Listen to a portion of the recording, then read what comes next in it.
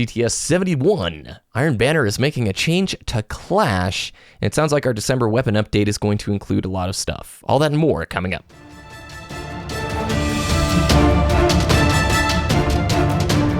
You're listening to Destiny the Show.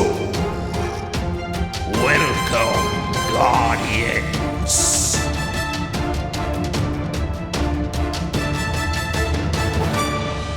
What up, everybody? It's BBKDRAGOON. Welcome to Destiny the Show. Joining me, as always, awesome co-host, Ditty. What's up, dude? Not much, hanging out. Played some Halo 5 doubles this weekend. That was awesome. Did you like that playlist? You were playing with Lurker Zero, right? I was, yeah. I love doubles. The less people in the game, the less chaos there is, and the more I can focus on actually playing and not trying to stay alive or whatever. But it was awesome. Lurker, actually, I got him a perfection. Yeah, because it was all my I saw the 25-0. No. Yeah, wow. He definitely earned that. The dream, 15-0. We went 25-0 against these guys. It was a lot of fun. Any hectic last minute? No! There were 3 instances. I actually have the game recorded where he was like, no, and I'd save him or he got away, and it was lots of fun. Nice. I didn't participate in the Shoddy Snipers playlist, but I would like to get some doubles in. So, how you liking Halo 5, by the way? It's good. I like it. It's different. I played Warzone actually too for the first time with Lurker, Dell, Hags, and Zach. Actually. Having a big crew for Warzone is sick, right? Dude, I just ran around the map and they won the game for me because I had no idea what was going on. I'm like, did you call in any wrecks or anything or take bases? Yeah, I did. I just focused on killing the AI bosses because I wanted to pretend I was playing Destiny. You can get way high on the leaderboard, and it's all about last hitting too. If the other team just swoops in, it's like, and they take the kill. It's like, no, there's 300 points. I needed that. Yeah, because there was this one boss, this Promethean boss on this one map that I don't know the name of because I never play Warzone.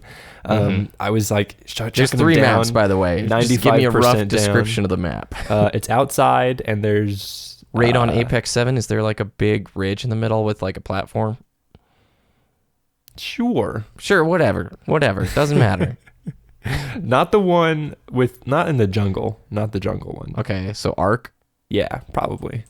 Okay. Anyways, whatever. Sorry. So I was chipping down at this boss, 95% health down. This dude comes around with a rocket launcher and steals it, and I'm like, ah. Yeah, that mechanic sometimes really frustrates me because you're almost got him low, and there's a scorpion tank pulls up, and you're like, I'm done. What's done, up, bro. Just walk away from this situation. So what'd you do this week in the realm of the Destiny? I watched a few Destiny streams. I lived vicariously through some Destiny players this week. I really, really wanted to play Trials this week, but I didn't get a chance to because I had to do some work things. But I really love Firebase Delphi. I love it. There's still time, man. It's still time. Maybe we get a run done today or tomorrow night. I am stoked because this Wednesday I'm getting a Suros PDX 45. Did you order one? No, I didn't. Sorry. Yeah. Sorry. Damn. Everybody listening now, it's too late to order one, but it's being offered by the Arms Day this coming Wednesday. A lot of day in the last sentence there. Anyway, the Suros PDX 45 is essentially a Hawksaw, exact same archetype from the pulse rifle standpoint. High rate of fire, low impact, super good aim assist, really nice stability. Yeah, it's Hawksaw with a better aim assist stat. So depending on the perk rolls that come with it, I'm interested to see what they're going to be. It's a really good PvP gun, probably the best legendary pulse rifle in the game. One of them, I should say. If you remember the PvP Legends tournament or whatever the Red Bull PvP tournament was at the beginning of the Taken King, basically everybody was using Suros PDX 45. So I'm super hype about that. I'm doing the Nightfall after we wrap up this recording here so I can try and get some reward of some kind that might have higher light level. We'll see. But I think we should hop into the news. Mad Iron Banner shakeup going on.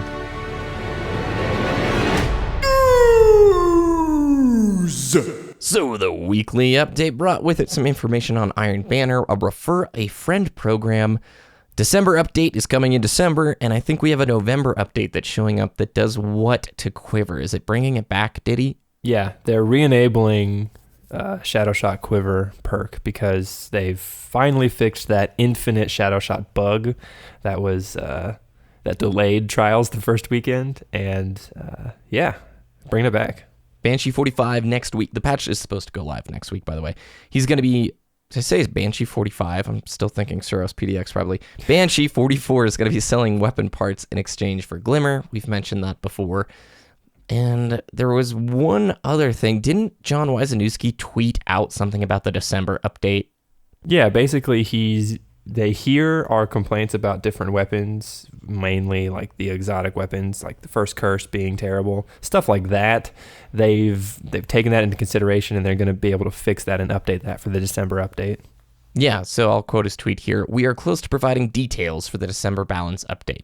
So far, all major feedback items are addressed in some way. Stay tuned. To be clear, I'm talking specifically about guns. So if you had to speculate, what do you think they're going to be changing? Some of the main things that you might see having a bit of a tweak to them.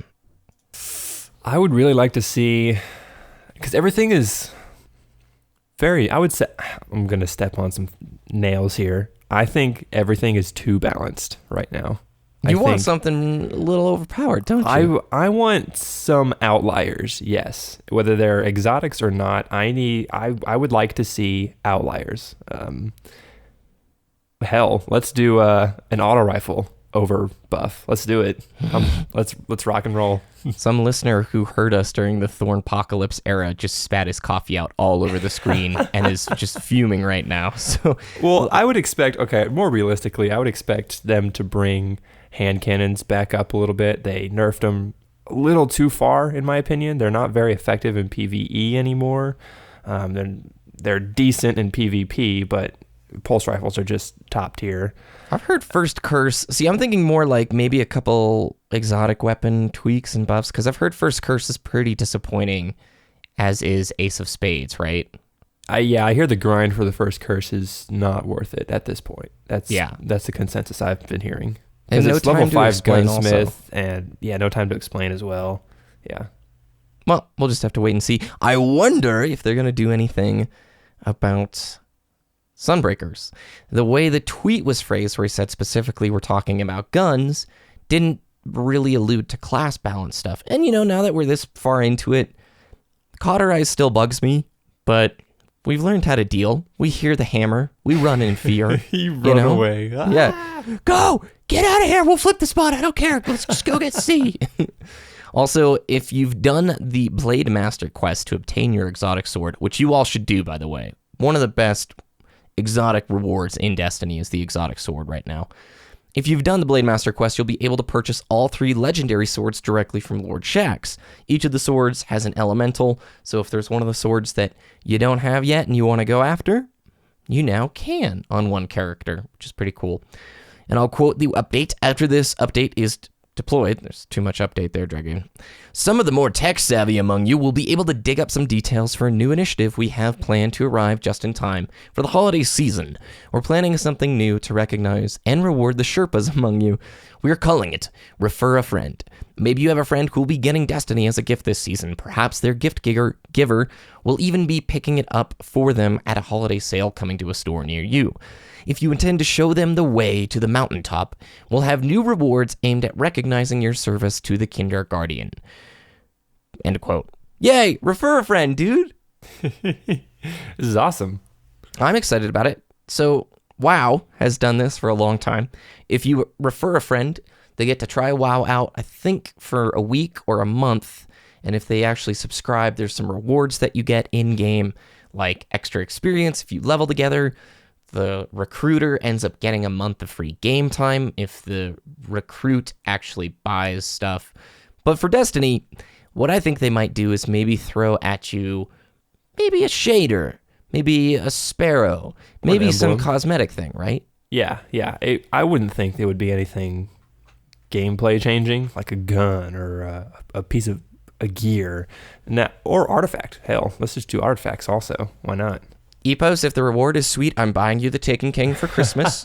You're going to use Focus Light, and I'm going to Sherpa you to the mountaintop, and you and I both can just enjoy whatever sweet reward it is. It's probably going to be an emote, right? A high five. Probably, yeah. High five. Hell yeah, that'd be awesome. You have to position each other just right so it connects. Otherwise, you're just nothing but, Or if you're both rewarded the high five, and if you're within a certain radius of each other, you guardians run up to one another and just do the high five. That'd be awesome. Buddy emotes. Now that's next level. That's probably the next be step. like That 1,200 is the silver. next step. Yeah.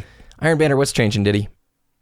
They're doing lots of awesome things. First of all, Clash. It's no longer control. You're going to be able to have more of an impact as a solo player in Clash because it's just a Slayer mode. I think that's going to be awesome. Iron Banner reputation from winning matches is increased by 20%. Woo! Activity completion rewards increased at all ranks, with even more significant increases at 2 and above, rank 2 and above.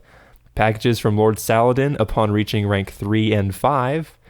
Iron Banner artifacts can be obtained from the rank 3 package, and Iron Banner ghost shells can be obtained from the rank 5 package or activity completion rewards. Yes.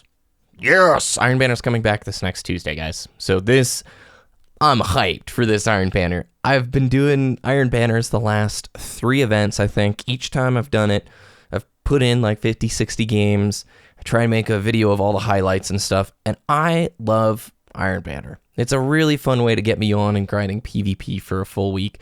Clash, like you said, you can have more influence on the game as a solo player. I feel. I don't know if that's an objective fact, but Clash is my favorite playlist in Destiny outside of I do like Skirmish when we have a team, but if it's just me getting on to play, I go play Clash. I don't play Control because too often you don't have the team support you need to take down B, Yeah. What are you going to be bringing in for Clash? Is that going to change your weapon or setup? It might, actually. Yeah, actually, I bought a year 2 Red Death, so I'm probably going to be using that mainly. Might whip out Hereafter, actually. Yeah, because I've been using Hereafter for the last week trials with Exodus Blue, and I really liked that weapon, so I'm going to be using that as well. And I wanted to say something else, and I totally forgot. Oh, yeah. Is this the first Iron Banner since hard mode came out? Yeah. So people are going to be higher light levels now. So there's going to be even more of a discrepancy, Those people who have been grinding that end game activity to get that 320 piece of gear, they're going to have a little bit more of an advantage now. They're doing a gear manager, by the way. In the weekly update, they showed off a picture of it. It Bungie actually should be live. The companion team made it. Looks a lot like Destiny Item Manager. I haven't used it yet, but it looks really nice. Depending on how fast or quick it is, I might start using it instead of Destiny Item Manager. By the way, what is DIM for a new listener who doesn't know? Destiny Item Manager is a browser extension. It can be on Chrome, Internet Explorer, Firefox. Don't quote me on that because whatever. But it's on internet browsers. And it just shows you all of your items, and you can click and drag from your other characters or vaults and have it instantly pop up on your Guardian instantly. Super duper convenient and worth checking out. Let's try it and give some feedback for next week. I think that's just about it for the weekly update. Deej is coming back next week. Is there anything we missed? No, I think that's it. Please, Guardians, let me help you. If you come looking for wise words, I shall try, but I ask you to turn them to action. It's that time of the year again where we get to discuss more topic-based things in DTS because there's not a ton of news right now. We're just sort of waiting for what the next DLC will be or what the next content dripping will be coming our way. I want to talk about what we think should be in Destiny 2. We've talked a lot about things we want, but never compiled it into a little package. Starting off, what is one thing you want to see in Destiny 2 when it releases? Because rumor has it, it's probably going to be September 2016. I would say more spaces, more playable spaces, obviously, but specifically on the planets and moons that we currently have available to us. Like what's happening on the rest of Earth, right? Did we lose literally everything? I know the tower is in the last safe city on Earth, but when we go out to old Russia and fight the Fallen in the Cosmodrome, that's not really safe. Mm-hmm. And I'm still there. I want to go back to other places on the Earth. I want to go to different places on Venus. I want to go to different places on Mars because the Cabal, they were taken by Oryx, spoiler alert, in the Taken King. But did Oryx just wipe out the entire Cabal race? I don't know. Maybe not. Let's go find out what's happening. Other parts of the world, other parts of the planet. And I'm excited about that. Totally. In the concept art, we know there's more to the European Dead Zone. We have Widow's Court, which gives us a sample of kind of the artwork and the tile set that they use. Yeah, and it looks really cool. I'd love to explore more of an urban setting like that. But also, there's a concept art piece in Tokyo, I think, right? Do you know which piece I'm talking about? I know what you're talking about, yeah. I would love to go see that. Yeah, like in the middle of the downtown Tokyo. Yeah, that would be awesome. And are there some stranded people somewhere? If you've ever played any survival game, there's usually like the race of people that didn't make it into the vault or whatever, and they lived on the surface, and maybe bumping into some kind of grumbled civilization. All that shanty town that's below the tower. Is there stuff down there? Is there crime? Is there people going ballistic, stealing and doing things, Who knows? Larger play spaces too, right? We've talked about this. We like the Destiny maps, and they're very pretty, but it's a lot of just fork in the road, go down tunnel A or tunnel B, Let's do a quick critique of the Taken King. They claimed the Dreadnought was their largest playable space. And we predicted, or we questioned, is that because we can't access our Sparrow here and we're just going to be walking around everywhere? Do you feel like it's bigger? I think there's a lot to the Dreadnought that should be praised. In terms of artwork and scale, it does feel like a behemoth. When you first land and you run inside and you just look at how huge that empty hallway is, you're like, oh, well, you look to the right, and that's actually where you're going to go fight Oryx at the end of the story. I think it offers so many different areas that it feels big, but yeah, I think it's kind of, there's an artificial feeling to it because we can't Sparrow. If you could Sparrow around the Dreadnought, it would feel much smaller. But I think it lived up to a lot of the intents that they had, this impenetrable fortress that, really feels massive, and there are a lot of secrets on the Dreadnought. I think they did succeed in many ways, but you and I have always said, look at that mountain in the distance, I want to go after it. More like an MMO kind of mindset, where if you can see it in the distance, there's a good chance you can plow through a bunch of area to get there. Yeah, and with more playable spaces, it becomes more environments too. Snowy map, rainy map, underground map. Let's do that. So frame rate, is it safe to assume we both would like 60 FPS? Yeah, I would say so. Okay. I have a question because Halo 5 has 60 FPS, but one of the ways that they achieve the visual quality, like the really pretty environments, and 60 FPS, is things in the distance, the animations are not 60 FPS. So if you've played Warzone and you look at like an enemy player in the distance or an enemy AI, their animations slow down to like 8 or 9 frames a second. So they almost look like a old school Charlie Chaplin film where they're just sort of, it's not very smooth and it looks quite distracting. And they do that so they can maintain 60 FPS. And it's not that big of a critique for Halo 5. It is a reminder though, Xbox One and PS4 are what, 3 years old already? Yeah, wow. Oh my gosh. Time goes quick. Newsflash. Damn. And at the time, they're just on the edge of being able to run 1080p 60 FPS. Most games are usually like 900p if they want to get that out of it. Would you be brokenhearted if Bungie said technologically we had to stick with 30 because if we did 60, we'd have to do smaller play spaces or we'd have to sacrifice in other areas? I don't want 60 FPS if it's going to harm my game immersion. I'll use that word. Yeah. I want to be really immersed and drawn into the gameplay, the story, the lore, the play spaces. And if we can't get 60 FPS with that amazing gameplay, then leave it at 30. I don't want 60 FPS if that means shorter missions, smaller play spaces. I'm pretty sure a lot of people would agree with me on that because a lot of people want Destiny to be more. And if we have to sacrifice 60 FPS to get there, absolutely do it. Yeah. It's, I'm asking a really silly hypothetical question because who knows what their engine is like and if it can handle it. I just know their artwork is so stinking good that I wouldn't want to risk that. But, I'm sure there's people on both sides of the coin. There's somebody listening right now who goes 60 FPS for sure, because Destiny in 60 would look sweet. I wonder if they've got, a PC build of it over at Bungie HQ, and they could just crank up the frame rate up to 60. So, in terms of PvE changes for Destiny 2, what are some of the main things that stick out? Maybe strikes, let's touch on Prison of Elders, maybe a horde or survival mode, Yeah, I think Prison of Elders was a good attempt at a firefight type mode. But it felt, I hate to say this, it felt too confined in the fact that we went into this room and then fought around it. It's not like, hey, you're the last fire team on the planet and you have to defend this outpost for as long as you can.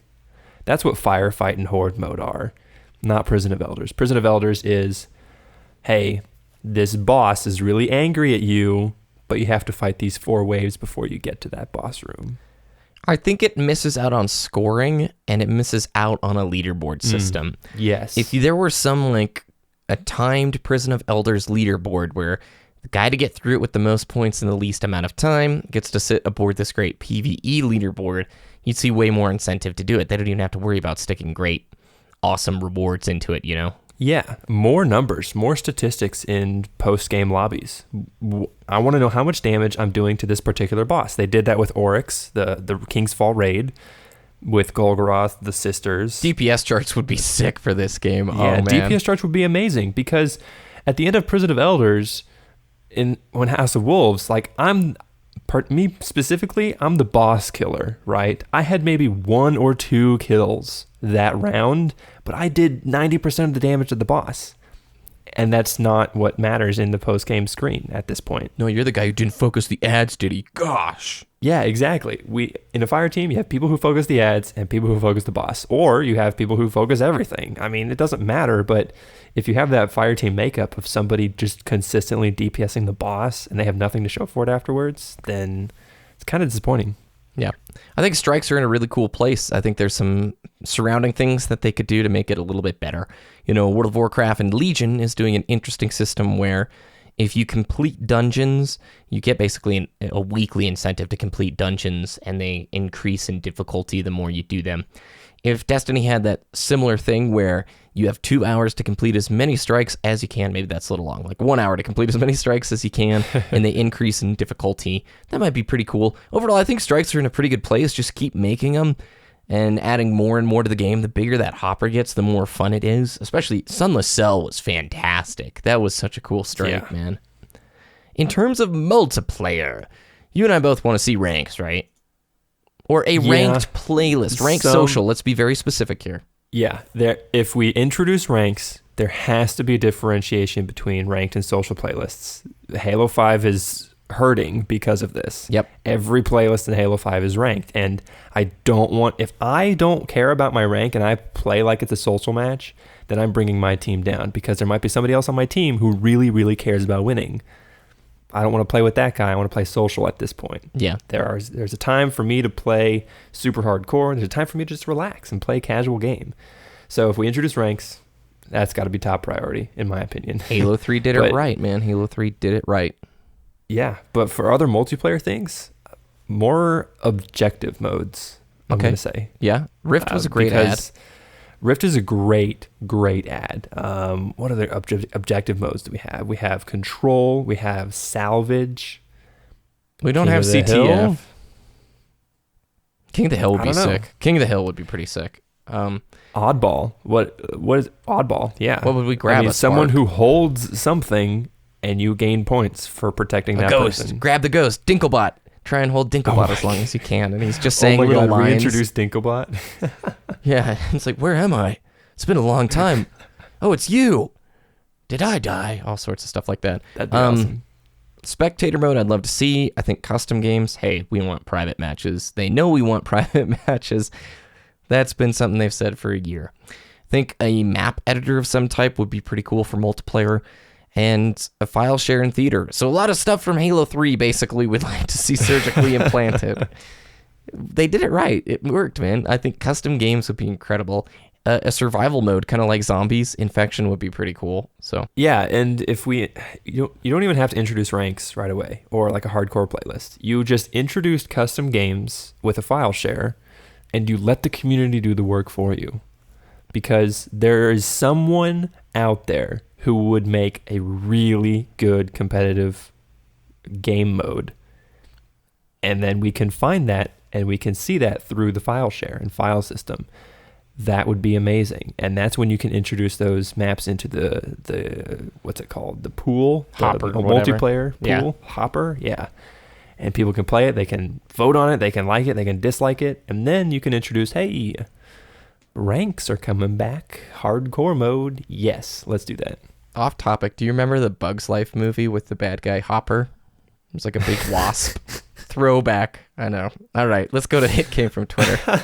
It came from Twitter! So it came from Twitter this week. It's pretty rad. We're going to go through some of the stuff that we got backlogged on, and then we're going to talk to you guys kind of about endgame rewards and your experience with The Taken King. Ditty was kind enough and tweeted out and asked you your opinions about Destiny, The Taken King now, and we're kind of going to try and do this moving forward, right, Ditty, where we check the temperature and the feedback from players and how they're just, I don't know, enjoying Destiny right now. What sticks out to them and what is lacking. First of all, I think we should check out the poll that you put out regarding how many people have completed hard mode and how many people have just done the normal mode, right? Out of 82 people who voted, the question, by the way, was how many of you have completed hard mode Oryx? And the options were me and normal mode for life. So 82 people voted, 60% said normal mode for life, and 40% said me. And I didn't put an option there for people who hadn't completed the raid yet, but you know, if you had completed the raid, it would have been those two options, and it's really interesting to see. So on a 1 to 10 scale, we asked you, how would you rate The Taken King right now? At Lurker0 says a 6 out of 10. Destiny has a much poorer endgame post-Taken King, in my opinion. Exotics are mediocre beyond belief. I would agree with that. I don't think there's a ton of crazy awesome exotics, but we'll touch on that in a moment. Andrew Hayes says, I stopped playing about a month ago, or a month after it came out. Good missions and patrol, but that ruined it for me with Infusion. Didn't have fun, too. At PS4 Dragon Slayer, 9. Love the cutscenes, quests, variety of guns, and new subclasses. RNG is broken still, I think. At I am KP Jr., definitely a 10. At the effing monkey, a 9. And we got the Grim Dog with a 9.5. Don't want Bungie to get a big head like Ronda Rousey. Do we Is that how you say spoil your it? last I name? think that's a spoiler alert right there, but did you see the Vine, man? I did, Oh yeah. my word. Bam! At 825 Mamba, 7-ish. Don't find myself immersed in endgame like year one. Might be due to other reasons, but the hype was short-lived. At Lost in the Never. Nice handle. I started out as a 10, but I'm running out of things to do, fighting to find a good reason to log in now. At Debulg22, a 9. At Liam Dean Savage, 2. Ooh. At Clayton, 1983, or yeah, Clayton W. 14. This one goes to 11. At Necro Deathhead, 9. For the most part, I think people are still enjoying it. You and I in the pre-show talked. I think we both agree endgame in vanilla had more incentive. We're not saying RNG was better, but there were a lot more overpowered guns that you wanted to try and get. And their philosophy has changed a bit in year 2. Luke Smith has said they made Vault of Glass raid weapons too good to the point where it was the only choice people would use. And I, in a video this last weekend, said, I don't really like having just sort of average raid weaponry. I kind of like having a few giant carrots on the end of the stick that are really, really good. That doesn't solve the issue of creating top-tier weapon diversity, right? My opinion of wanting a year 2 Yallarhorn kind of weapon doesn't fix all of the issues from year 1, but I do remember during vanilla, everybody got on to raid every single week in Nightfall because they wanted a shot at Yallarhorn, the Vex Mythoclast, Fatebringer, Vision of Confluence, Praetor's Revenge, Praetorian Foil, you know? Yeah, there was a reason to run those particular activities, and with the Taken King, there's a lot of time-gated exotic content. Black Spindle, you have to get it on a certain day of the week. Sleeper Simulant, you have to get it on a certain day of the month. Or stuff like that, you know? You have to complete a quest chain, then you have to wait for the next arms day for it to be delivered. Stuff like that is a little bit different than logging in and playing this piece of content so that I might get it. Is there a piece of year 2 gear that you just really want, a weapon that you just really want, and it's your motivation for logging in? For me, I think Sleeper Simulant was pretty cool. I also think Black Spindle is a great weapon, Touch of Malice, and the Exotic Sword quest. But past those weapons, right now, I'm just waiting for another carrot to be added to the game. It's been, what do you think, 3 weeks since No Time to Explain, maybe a little bit longer? Yeah, I would say I don't think there's anything that I really, really, really want at this point, you know? Year 1 was the Gjallarhorn, and it was rightly so. It was on the throne as the best gun in the game, and it stayed there until year 2 happened. And I get it. They want diversity. I get it. There's a lot of people who also want diversity as well, but I think you can have a few powerful things that kind of just get replaced, or at least the current raid. I feel like more incentive to raid if the rewards are a little bit better. Smiter Rain, and great weapon, but other than that, and the HMG, I don't really want that much, you know? Yeah, I think you bring up the raid. It's a really good point because the raid weapons are actually really good in the raid. Mm-hmm. You know, they have that cocoon perk where it reloads in your backpack. Will of Light. A lot of the boss fights in Will of Light, yeah, that's right. They do damage against taken enemies because the raid has a lot of taken enemies.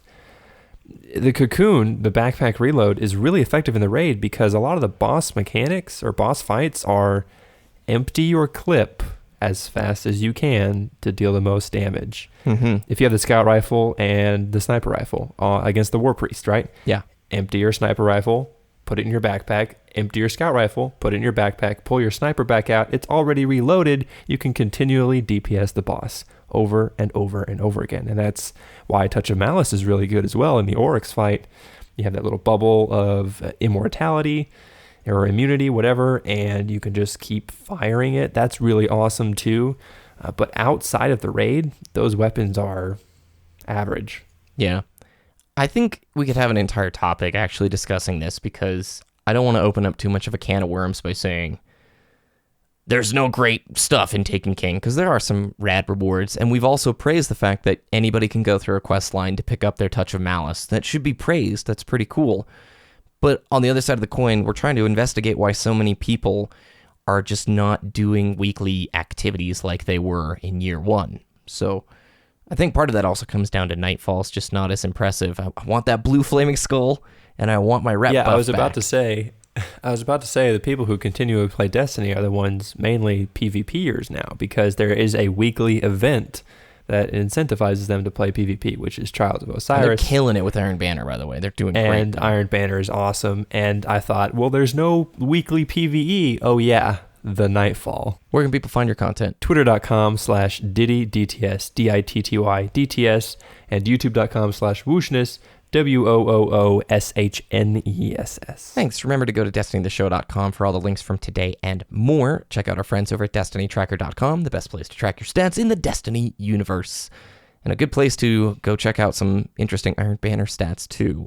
You can follow us at Destiny the Show on Twitter, same handle for Twitch.tv. You can also follow me at BBKDRAGOON, same name over on YouTube. Thanks for listening, Guardians. We hope you have a really good week, and we look forward to talking with you next time when the November update should be live.